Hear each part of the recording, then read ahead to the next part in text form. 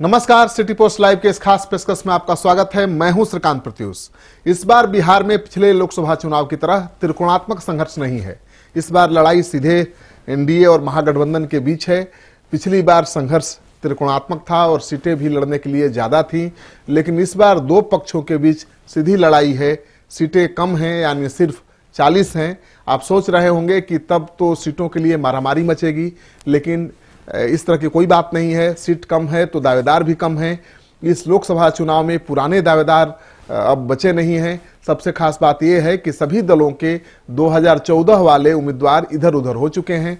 ऐसे में कम सीटों के बावजूद पार्टी के वफादार लोगों को टिकट मिलने की संभावना बनी हुई है।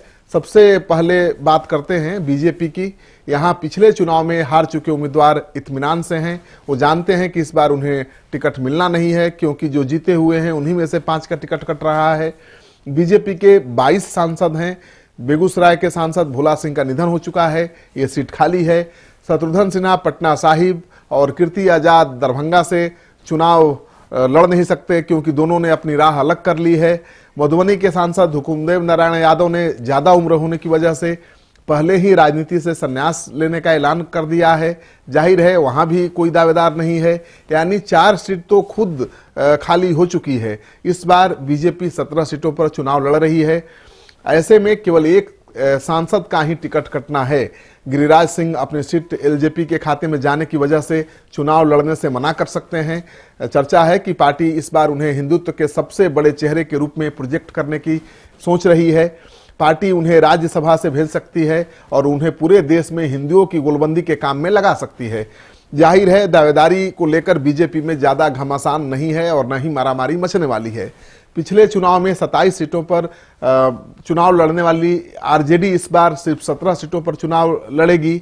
सबसे खास बात यह है कि इनमें से 9 दावेदार अपने आप खत्म हो चुके हैं, उनका कोई दावा नहीं बनता। पश्चिम चंपारण के उम्मीदवार रहे रघुनाथ झा और शिवहर के अनवारुल हक का निधन हो चुका है, यानी दोनों सीट खाली है। मधेपुरा के सांसद पप्पू यादव अपनी पार्टी बना चुके हैं। किस पार्टी से, किस गठबंधन से चुनाव लड़ेंगे कोई फैसला नहीं हुआ है। मुंगेर के प्रगति मेहता और आरा के उम्मीदवार रहे श्री भगवान सिंह कुशवाहा जेडीयू में जा चुके हैं, ये भी सीट खाली है। महाराजगंज के प्रभुनाथ सिंह और नवादा के राजबल्लभ यादव सजा याफ्ता होने के चलते चुनाव लड़ नहीं सकते, दोनों जेल में हैं, यहां भी कोई दावेदार नहीं है। पूर्व मुख्यमंत्री राबड़ी देवी सारण से चुनाव लड़ी थी, अभी वो विधान परिषद की सदस्य हैं। चुनाव लड़ने में उनकी दिलचस्पी बिल्कुल नहीं है। पाटलिपुत्र की उम्मीदवार रही मिसा भारती राज्यसभा की सदस्य हैं, हालांकि वो चुनाव लड़ने के मूड में दिख रही हैं। अपने खुद चुनाव लड़ें या अपने पति शैलेश को चुनाव लड़ाएं, लेकिन वो सीट छोड़ना नहीं चाहती हैं। पाटलिपुत्र सीट से भाई वीरेंद्र की दावेदारी को लेकर घमासान मचा हुआ है, लेकिन फिर भी ये कहा जा सकता है कि महागठबंधन में आरजेडी को 17 सीटें भी मिलती है तो ज्यादा परेशानी नहीं होगी। सूत्रों के अनुसार इस बार लोकसभा चुनाव में कांग्रेस को 7 से 8 सीटें मिलेंगी, इससे ज्यादा सीट मिलने की गुंजाइश नहीं है। और सूत्रों के हवाले से जो खबर आ रही है कि आरजेडी इससे ज्यादा सीट देने के मूड में भी नहीं है। लेकिन उसके लिए राहत की बात यह है कि 2014 के उसके 12 में से 8 उम्मीदवार अपना दावा ठोकने के लिए मौजूद नहीं है। किशनगंज के सांसद मौलाना असरारुल हक का निधन हो चुका है। मुजफ्फरपुर के डॉक्टर अखिलेश प्रसाद सिंह राज्यसभा के सदस्य हैं, चुनाव लड़ेंगे नहीं।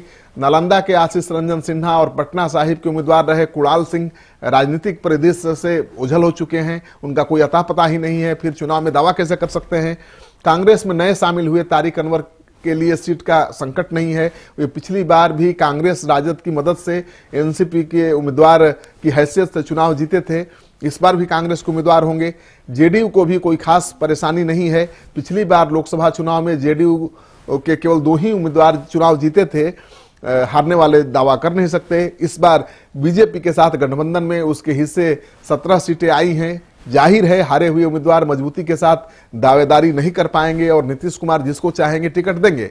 ऐसे में ज्यादा नए लोगों को जेडीयू में उम्मीदवार बनाने की संभावना भी बढ़ गई है।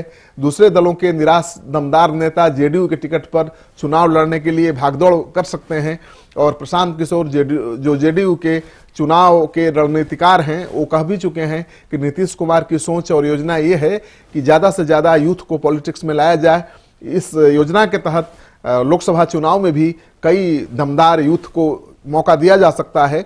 तो आप कह सकते हैं कि इस बार बिहार में जो लड़ाई है, सीधी टक्कर है एनडीए और महागठबंधन के बीच, तीसरा कोई मोर्चा है नहीं और बनने की संभावना भी नहीं दिखती है। ऐसे में सीटें जरूर दोनों के पास कम हैं लड़ने के लिए, लेकिन उम्मीदवार की संख्या भी बहुत ज्यादा नहीं है। और उम्मीदवार तो चुनाव में पैदा हो ही जाते हैं, लेकिन वैसे उम्मीदवारों की संख्या ज्यादा नहीं है जो दावा करें चुनाव लड़ने का और उनकी बात नहीं माना जाए तो पार्टी के लिए संकट बन जाए। तो इस तरह की नौबत नहीं आने वाली है। तो आप मानकर चलिए कि बीजेपी, जेडीयू, कांग्रेस, आरजेडी और एलजेपी किसी के पास पुराने दावेदार ज्यादा नहीं हैं और आसानी से टिकट का बंटवारा सभी दल कर सकते हैं।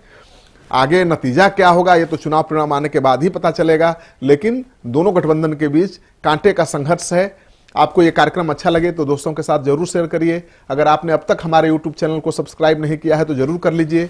आपका सहयोग समर्थन लगातार मिल रहा है और पिछले 3 महीने में 1,75,000 से ज्यादा लोगों ने हमारे चैनल को सब्सक्राइब किया है। इस सहयोग समर्थन के लिए बहुत बहुत आभार। नमस्कार।